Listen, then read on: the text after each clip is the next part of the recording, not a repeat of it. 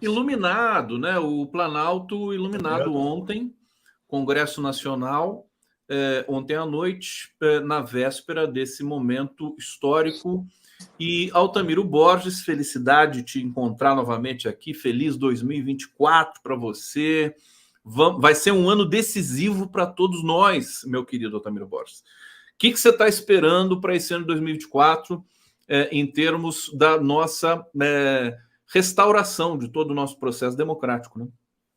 Então, Conde, prazerzão estar contigo. Feliz ano. Seja um ano de grandes feitos, grandes lutas, grandes vitórias, muitas alegrias. Feliz ano para você. E legal estar contigo depois de alguns dias de folga, de férias, né? Excelentes. Aproveitei para ler um bocado de livro, foi excelente.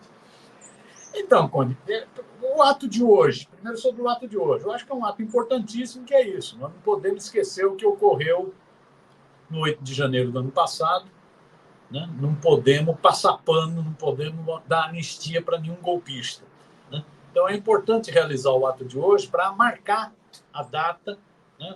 A data da infâmia, a data da luta pela democracia. Fundamental que o presidente Lula tenha chamado esse ato, tenha tomado a iniciativa, reunido os poderes, reunido o Poder Legislativo, reunido o Poder Judiciário, Supremo, o Tribunal Superior Eleitoral, governadores, parlamentares, né? Importante, né? É um ato institucional que é isso, todo mundo na defesa da democracia contra o golpismo, contra o fascismo. Importante também que os movimentos sociais estejam realizando esse ato, replicando esse ato em vários estados, Avenida Paulista, Cinelândia, vários estados, Rio, São Paulo, vários estados sendo replicado o ato, né? Para marcar o que foi a democracia brasileira. Não foi uma tentativa de golpe, foi um golpe. Só que foi um golpe que falhou, né? Mas foi um golpe. Os caras ocuparam o Palácio do Planalto, ocuparam o Congresso Nacional, a Câmara e o Senado, ocuparam o Supremo. Ocuparam, depredaram tudo. Achavam que a partir dali que se criava uma convulsão social, e essa convulsão social justificaria a aplicação de uma GLO e que os militares iriam tomar o poder, né? Então foi um golpe, né? Faticamente, né? Foi um golpe que deu errado. Deu errado porque não tinha apoio internacional, deu errado porque não tinha apoio de uma parte da burguesia brasileira, uma parte apoiava, principalmente os agrotrogloditas, né? Não tinha apoio de uma parte da mídia, né? Contrária ao golpe, porque sentiu o que era o fascismo, né? Não tinha apoio de um setor militar, apesar que os militares foram os principais protagonistas nessa tentativa de golpe, na minha avaliação, e estão, por enquanto, liberados. Então, é importante ter essa atividade a partir do presidente Lula, né? A partir de uma convocação do governo do presidente Lula. Agora é isso. Espero que não fique somente nesse ato. A democracia brasileira não está segura, não é inabalável, né? Não está segura, né? É preciso ir mais fundo na responsabilização dos criminosos do 8 de janeiro, né? De todo o processo de preparação.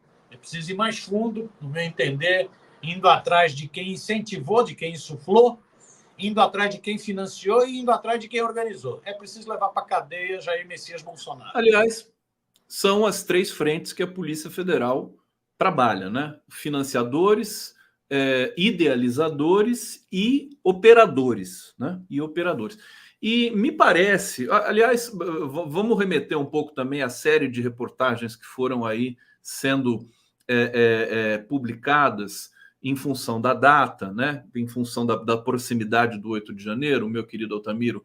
A gente percebe, eu vou aqui retornar a Cantilena, quer dizer, foi uma operação muito complexa, né? Você deve ter visto ali pelos bastidores, né, que o Lula teve de negociar ponto por ponto, né, a nomeação do Capelli, o momento em que eles vão ali para o acampamento e que o Lula manda prender todo mundo e que o general Arruda se recusa a fazer, e eles chegam naquele acordo de fazer essa operação de prisão na manhã seguinte. Conta para gente das suas impressões com relação a essa tensão que me deixou assustado. Eu não sabia que tinha sido tanta tensão assim junto com os militares ali naquele momento. Não, foi uma tensão, e eu acho que ainda boa parte da história ainda não veio à tona, tem que vir mais coisa, né? Qual foi o envolvimento exato dos militares nesse processo? O que era aquele Forte Apache? O que era aquele QG do Exército? Né? Como que aquilo foi preparado? O Alexandre de Moraes, essa semana, fala que foram dados cursos de ocupação do Congresso Nacional, do Senado, da Câmara, do Supremo e do Palácio do Planalto. Cursos. Foram feitos cursinhos, né, para preparar essa turma. A coisa foi muito preparada. Né? Ela vinha crescendo. Quer dizer, desde que o Bolsonaro tomou posse, ele já começou a desacreditar o processo eleitoral brasileiro, atacando as urnas eletrônicas, atacando o Supremo, atacando o Tribunal Superior Eleitoral, num primeiro momento atacando a Câmara Federal, o Parlamento, na figura do Maia, depois compôs com o Centrão, com o Arthur Lira, né? Mas desde o início ele já tinha na cabeça o seguinte: se não ganhar na urna, ganha na porrada, ganha no golpe.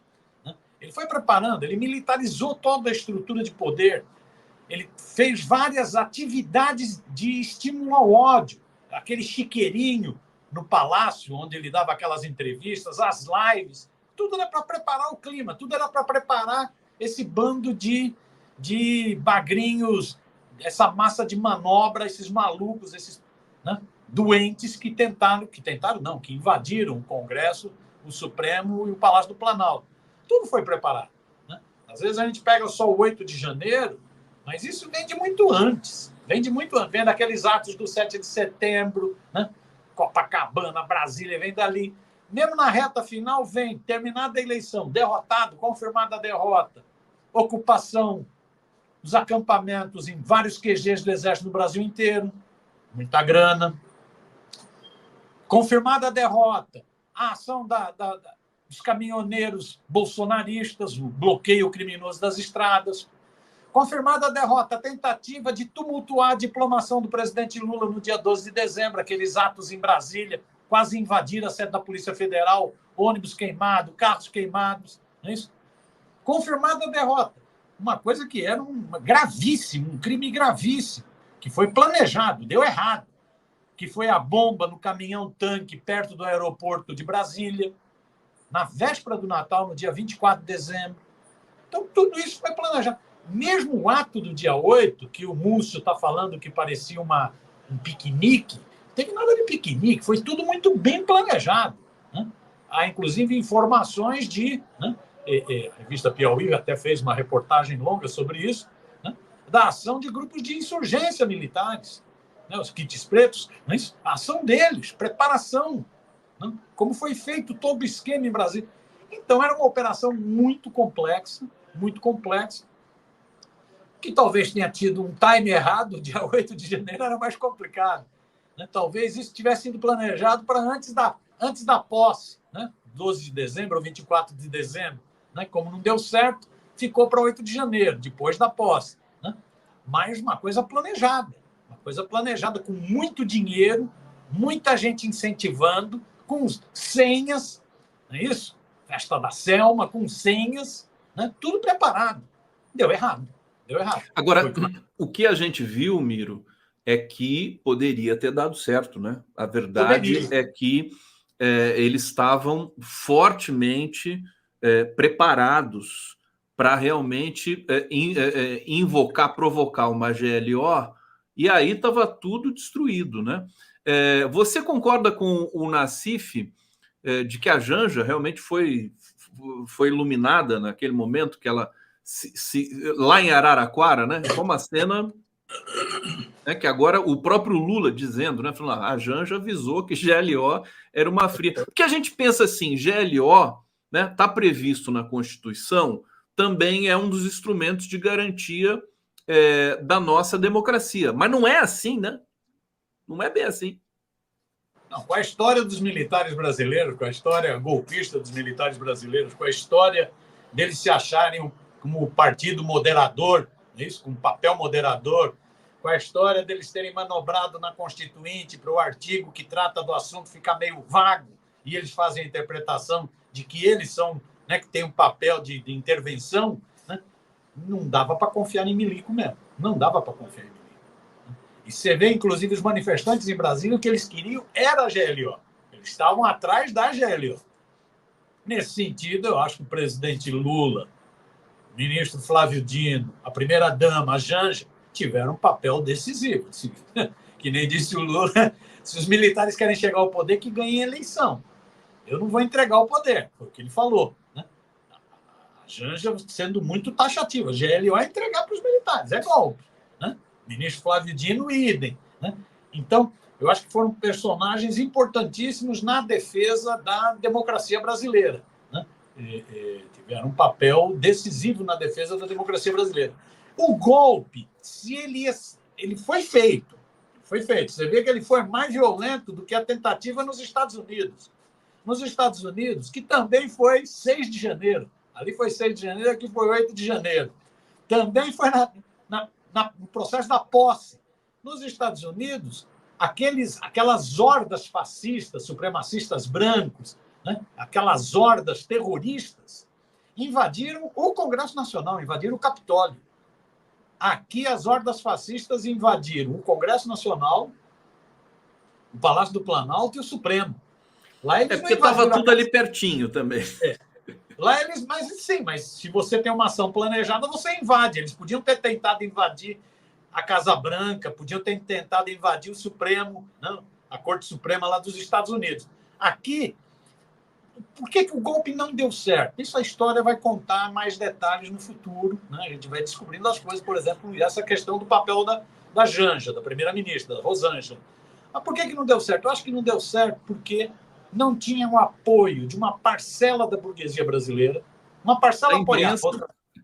Não tinha o apoio de uma parcela da burguesia brasileira, que inclusive tinha escrito manifesto em defesa da democracia no processo eleitoral, né? Aquele ato do 11 de agosto, aquele ato no Largo São Francisco. Né? Então tinha um racha na burguesia, tinha um racha na mídia, uma parte da mídia era contra, porque sentiu, ela ajudou a criar um monstro, mas o monstro se voltou contra ela, sentiu que era o fascismo, então uma parte da mídia era contra.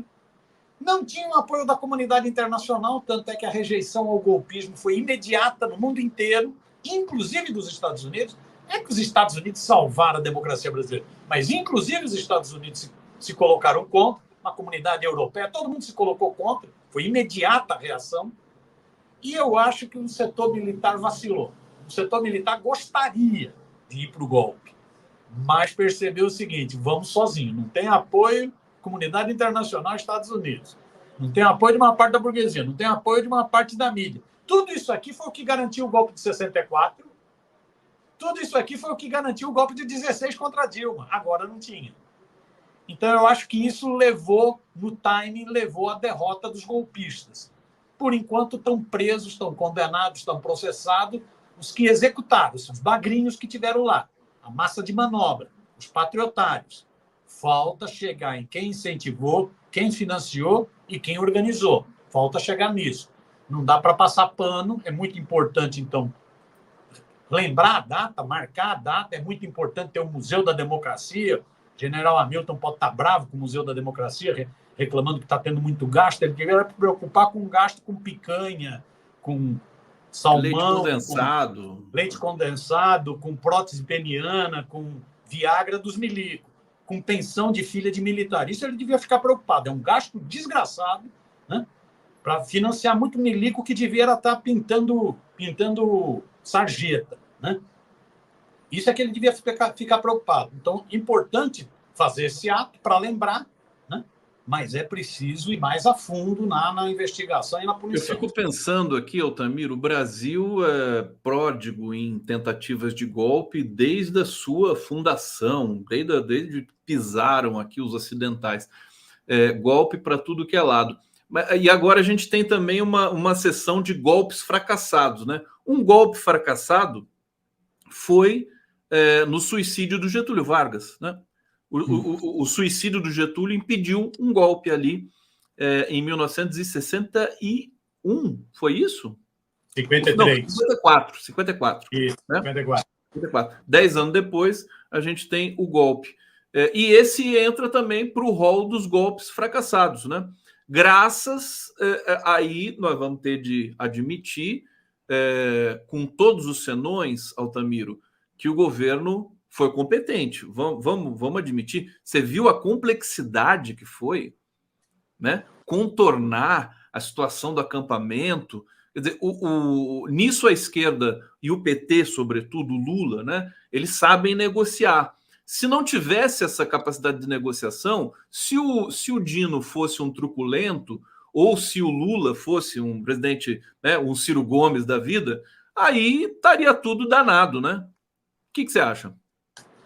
Não, primeiro esse negócio da história do Brasil. A história do Brasil está recheada de golpes, está recheada de estados autoritários, está recheada de governos contra movimentos sociais, contra as liberdades, governos de intervenção, de censura, de prisão, de mortes. Essa é a história do Brasil, né? Você citou aí Getúlio. Getúlio, né, foi toda uma tentativa de golpe contra o Getúlio, porque era o cara da consolidação das leis do trabalho, que a burguesia não aceitava, era o cara do salário mínimo, que a burguesia não aceitava, era o cara das estatais, da Petrobras, que a burguesia não aceitava, porque é uma burguesia entreguista. E os caras tramaram o tempo inteiro golpe. O tempo inteiro golpe. Né? Você vê, sempre utilizando o argumento da corrupção, porque esse é o argumento que engana fácil. Né? Sempre pousando, é o udenismo. Né? Então, Getúlio era a expressão da corrupção, da sujeira. Né? Foi o golpe. 64, golpe de novo. 16, é um golpe. Todos eles são derrotados com a história, mas você tem períodos de governos autoritários. Nessa fase recente, um golpista chega ao poder e depois um fascista chega ao poder. Né? Então, são derrotados pela mobilização da sociedade, por N fatores que contribuem para a derrota do golpismo. Então, essa é uma marca da história brasileira. A democracia brasileira é frágil. Por isso que eu acho que, inclusive, esse termo está sendo utilizado para essa atividade de hoje, né, inabalável, não é a democracia brasileira. Cuidado, né? Cuidado. Se não tiver um zelo, se não tiver regando essa plantinha o tempo inteiro, se não tiver vigilante o tempo inteiro, a primeira questão que você levantou, né? Qual a perspectiva para esse ano? Perspectivas não são fáceis, não. A economia está emburacada, continua emburacada. O cenário mundial é muito complicado. O governo está de refém do Congresso Nacional e você tem uma eleição municipal. Então, a democracia brasileira é frágil. Você tem que tomar um cuidado lascado, você tem que estar cultivando, molhando essa plantinha, zelando por essa plantinha. Né? E é isso, é o que você fala. No 8 de janeiro, a complexidade que foi. Né? Porque você mexia com milico. Quem estava dando guarita para os terroristas era o quartel-general do Exército, em Brasília.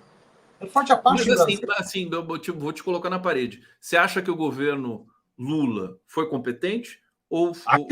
Acho que foi, porque 8 dias.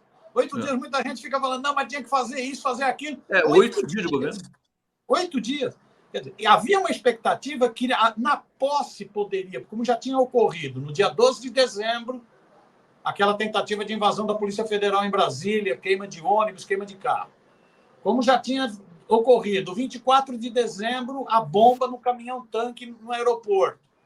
Havia uma expectativa que a posse, que o dia da posse, pudesse ter alguma provocação. Só que o dia da posse, a mobilização social foi muito grande. Lula conseguiu um amplo arco de aliança. No dia da posse, os caras não tentaram. 8 dias depois, eles tentaram. Era muito complexo. Você não estava mexendo com pouca coisa. Você estava acabando de assumir o governo. Você não tinha nem como saber quem que estava no Gabinete de Segurança Institucional, quem era da ABIN. Você não tinha condição de saber nada. Você estava assumindo o governo. Um monte de gente, um monte de bolsonaristas em cargos chaves do governo. Um monte de bolsonaristas. Como que você sabia disso? Então, foi extremamente delicado. Eu acho que o governo se mostrou firme. Primeiro, firmeza. De não ter caído na armadilha da GLO. Firmeza. E aí o papel da Janja, Lula, Dino, Capelli e outros. Primeiro, firmeza. Segundo, atitude rápida, não se intimidar. Você vê, teve gente tem suas razões, que chegou a orientar o Lula a não voltar de Araraquara para Brasília. Sim. Porque o clima era muito tenso. Ele falou, não, eu vou voltar, eu tenho que voltar. Lula arriscou e fez bem, né? Fez corretíssimo. Então, foi uma atitude enérgica, né? Atitude do Ministério da Justiça, do interventor, no caso em Brasília, do Capelli, né? Afastar o comando da PM, né? Intervenção mesmo. Foi duro. Tinha que ser. Então, foi rápido, foi enérgico e continuou. Esse processo continuou com essas operações da Polícia Federal, né? Prisão de algumas pessoas chaves nesse processo, né? Mas, volto a falar, ainda precisa ir mais fundo, porque senão a democracia... Eu acho, viu, Altamiro, que o dia de hoje, com todo esse destaque, essa priorização que o Lula está dando para essa lembrança, eu acho que é parte muito significativa do processo de depuração desse golpismo brasileiro. Eu vou aqui para o bate-papo, a gente está terminando aqui o 11 News. José Carlos Faria, querido José Carlos Faria, feliz 24 para você. Ele está dizendo, 17 horas, Cinelândia, ato pela vitória contra o golpe, 18h30, lançamento do livro Diário do Inferno, de Miguel Paiva. Chega de mimimi, milico, milícia e mito. Olha, muito importante, vitória contra o golpe. Se isso pega, você já pensou, todo 8 de janeiro, a gente tendo aí eventos pelo Brasil, vitória contra o golpe? Vai ser fantástico isso aí. Paulo Coelho, aqui colaborando conosco. Obrigado, querido. Sérgio Capilé, bom dia, seja bem-vindo de volta, Conde. Altamiro, para fechar, parece que a esquerda, a gente se queixava, né? Alguns setores da própria esquerda se queixavam de que a esquerda era muito ingênua, né? E aceitava demais, confiava demais, né? no tecido democrático, vamos dizer assim. Acho que agora, será que a esquerda perdeu essa ingenuidade? E agora, porque ela tratou essa questão com muito pragmatismo e sem ingenuidade. Vamos ser honestos, né? Altamiro, para fechar, querido. Então, primeiro ainda sobre o 8, eu acho que valia, o Conde, era fazer... Eu toparia uma campanha para instituir o 8 de janeiro como um feriado nacional em defesa da democracia contra a intentona fascista, contra a intentona golpista. Valia. Né? Nós temos vários atos, vários feriados nacionais comemorativos. Esse seria um feriado importantíssimo, né? Um feriado em defesa da democracia contra o golpismo fascista, né? Para sempre relembrar, né? Para que não dê o que deu na pesquisa Quest agora, onde mais de 80% rejeitam o que ocorreu, o vandalismo que ocorreu em Brasília, mas menos de 50% acham que Bolsonaro tem alguma responsabilidade nisso. Está errado isso. Bolsonaro foi o principal responsável. Então, talvez se transformar num feriado nacional, né? Todo ano você ter exposição, ter debates, ter atos, né? Em defesa da democracia contra a intentona fascista, ajudasse a marcar. Isso talvez fosse um adubinho a mais na democracia brasileira, né? Contra esses riscos. Sobre a esquerda, a ingenuidade. Cada momento é um momento, né? É difícil a gente analisar a história só pegando no retrovisor. Você vê, em 64 também se achava que não haveria golpe. Em 64, o Luiz Carlos Prestes, por exemplo, no famoso comício da Central do Brasil, no dia 13 de março, disse que não havia risco de golpe porque os militares eram legalistas. Pouco depois teve o golpe, né? Porque você está num processo de democracia, parece que está tudo consolidado. Eu acho que a vida no Brasil, no mundo inteiro, mas no Brasil, mesmo nos Estados Unidos, que se achava que a expressão da democracia, que não tem nada de democrático nos Estados Unidos, para começar, é colégio eleitoral nos Estados Unidos, mas mesmo nos Estados Unidos, a tal da democracia liberal não está segura que o diga o Trump, né? Que o diga a invasão do Capitólio. Aqui no Brasil, com a história dos milicos no Brasil, com a história do latifúndio, da cloaca burguesa do campo, com essa história, não dá para ter ilusão nenhuma na democracia. É preciso sempre fortalecer os mecanismos de participação popular, fortalecer a politização da sociedade. Ou seja, Se setores da esquerda tinham ilusão com relação à democracia de 64 ou agora, né, é bom a gente perder essa ilusão. A democracia no Brasil é muito frágil, né? A elite brasileira, ou melhor, a cloaca brasileira, é muito reacionária, ela tem um DNA fascista, ela não vacila de ir para o fascismo quando ela sente que as coisas não estão boas para ela, né? Os milicos brasileiros são representantes disso, né? Expressão disso também. Então é bom não ter ilusão e aprofundar a democracia sempre mais. Eu acho que a gente superou essa etapa, né? Temos outras etapas pela frente, mas talvez eu esteja sendo ingênuo, né? De achar que a gente superou a fase da ingenuidade. Queridos 11 News espectadores, muito obrigado aí pelo prestígio, obrigado, Altamiro. A volta do 11 News aqui para o nosso dia a dia, para a gente trabalhar com intensidade. Continuem na nossa programação, nas redes, na TVT, na Rádio Brasil Atual. A gente já volta, porque a gente vai fazer a cobertura do ato do 8 de janeiro. Você está convidado para voltar aqui, para dar os seus pitacos aqui, viu, Altamiro? Obrigado, querido. Feliz 24, bom te ver sempre. Te reencontrar.